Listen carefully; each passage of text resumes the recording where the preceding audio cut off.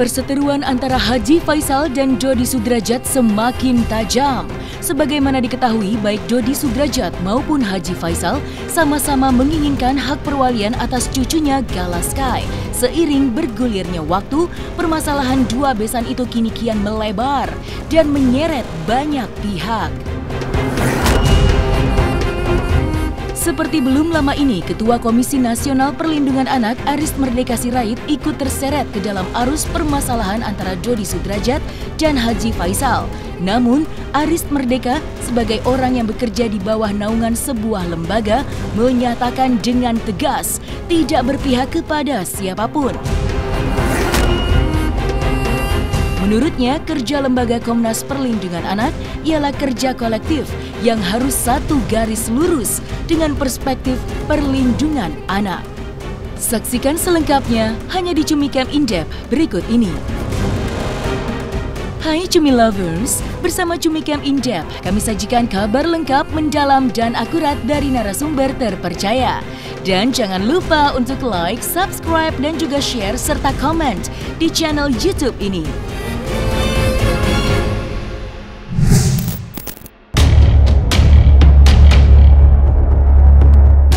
Ketua Komisi Nasional Perlindungan Anak Aris Merdeka Sirait baru-baru ini dibuat geram dengan pernyataan kuasa hukum Dodi Sudrajat, Jamaluddin Kudubun. Pria berusia 61 tahun itu menyayangkan pernyataan kuasa hukum Dodi Sudrajat agar Ketua Komnas Perlindungan Anak diganti oleh seorang wanita. Lebih baik kalau saran kami ke depan sih jadi ketua itu perempuan kali ya. Pernyataan kuasa hukum Dodi Sudrajat itu menurutnya tidak pantas diucapkan sebab sebagai orang yang sudah menghabiskan seperempat usianya di Komisi Perlindungan Anak seharusnya tahu apa dan bagaimana melihat persoalan. Maka atas dasar itu Aris Merdeka Sirait merespons kuasa hukum Dodi Sudrajat. Saudara penasihat hukum Dodi mengatakan bahwa hendaknya Ketua Komnas Perlindungan Anak dipimpin oleh seorang perempuan. Kalaupun laki-laki yang memimpin Komnas Perlindungan Anak harus berjiwa perempuan. Oh, ini sungguh konyol dan menakutkan dan menyakitkan.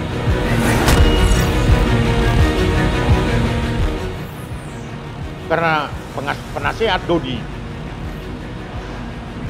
itu tidak memahami siapa Aris Merdeka Sirait. Gagal paham menilai saya.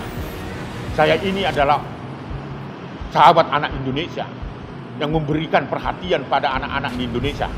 Saya ingatkan kepada Dodi, mari kita duduk bersama untuk menyelesaikan masalah ini. Dan hentikan menyatakan saya harus diganti. Sangat luar biasa. Saya kecewa terhadap itu. Oleh karena itu, mohon pernyataan itu saya harapkan pernyataan yang tidak diulang lagi. Pahami seorang Aris Merdeka Sirait. Tidak ada hak Anda mengatakan bahwa saya harus diganti dari Komnas Perlindungan Anak karena ada mekanisme yang bisa dilakukan. Selain saya sakit, meninggal dunia, mengeksploitasi lembaga, maka patut Forum Nasional menghentikan saya. Tetapi bukan pengacara Dodi, saudara Jamal. Maaf kalau saya berbicara keras seperti ini. Inilah penjelasan saya supaya ini clear, ya, supaya ini clear. Anda gagal paham menilai seorang Aris Merdeka Sirait dan mekanisme penggantian pengurus ketua itu ada mekanisme Forum Nasional. Itu peringatan saya kepada Dodi, mari duduk bersama untuk menyelesaikan itu demi kepentingan terbaik Gala. Saya masih membuka diri untuk melakukan itu demi kepentingan terbaik anak.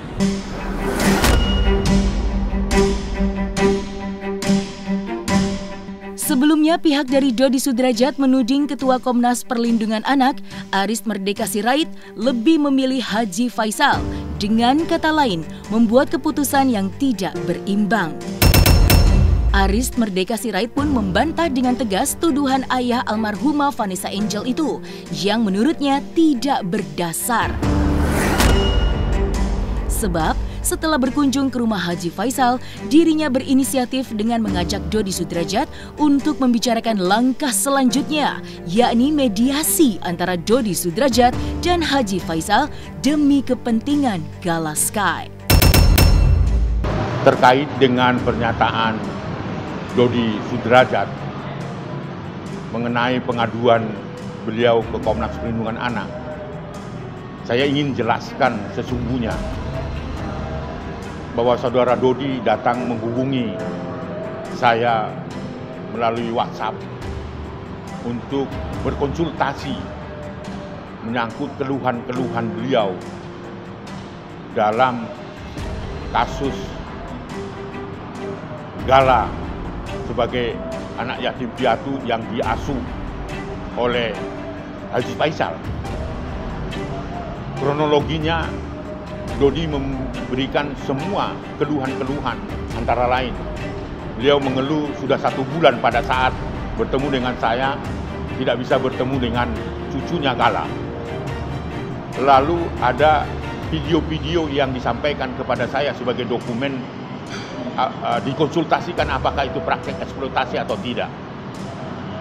Lalu dengan informasi-informasi lain, bagaimana mereka berkonsultasi atau saudara Dodi berkonsultasi kepada Komnas Perlindungan Anak didampingi oleh penasihat hukumnya untuk melakukan upaya hukum, baik itu perwalian maupun pengasuhan.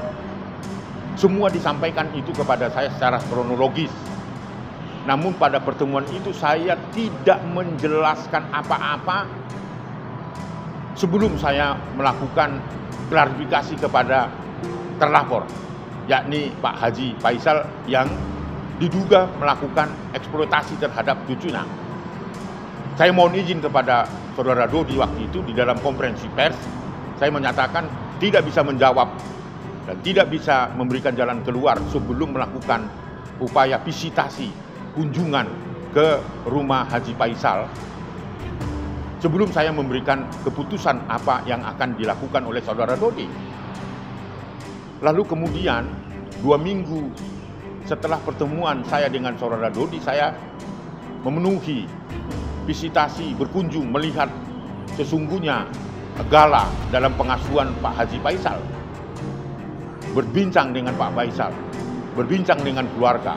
Saya didampingi oleh Dewan Komisioner untuk melihat sesungguhnya apa yang terjadi dan di-compare atau disesuaikan dengan apakah ada keluhan-keluhan itu.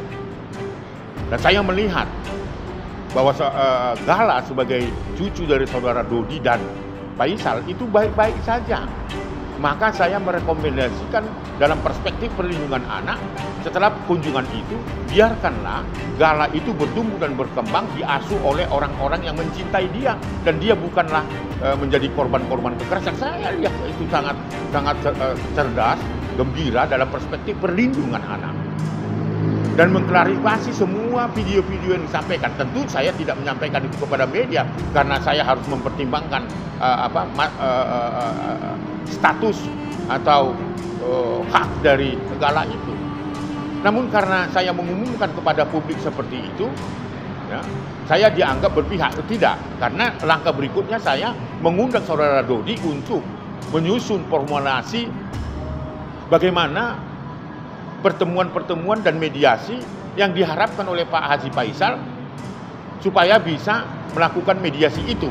Tetapi itu ditolak oleh saudara Dodi. Ya. Dengan hormat saya mengirimkan surat. Tujuannya adalah untuk mencari formulasi bagaimana nanti ada pertemuan mediasi. Sekalipun itu masih dalam proses pengadilan, baik itu gugatan perwalian maupun pengasuhan. Tetapi ditolak oleh saudara Dodi. Jadi itu harus saya jelaskan kepada semua masyarakat bahwa etiket baik kita ditolak oleh saudara Dodi. Saya tidak tahu apa motivasinya.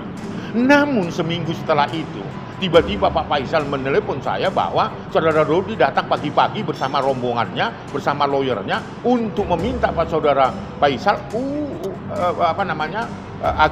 agar Gala itu bisa dibawa main-main ke Ancol dan dijanjikan sore harinya akan dikembalikan.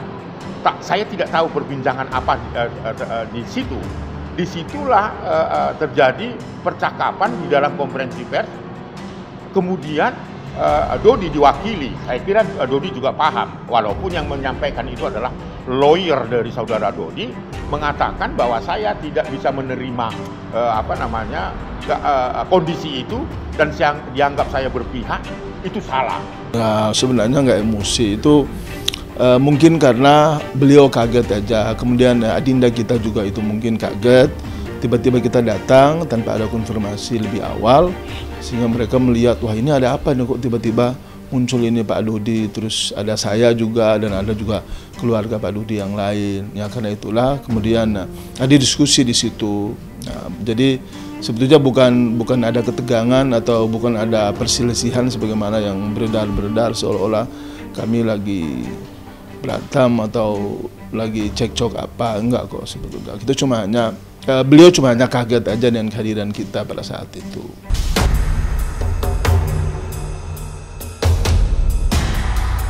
Permasalahan antara Dodi Sudrajat dan Haji Faisal yang sudah berlangsung cukup lama seakan-akan telah menjadi medan magnet yang menyedot perhatian publik dan sejumlah kalangan.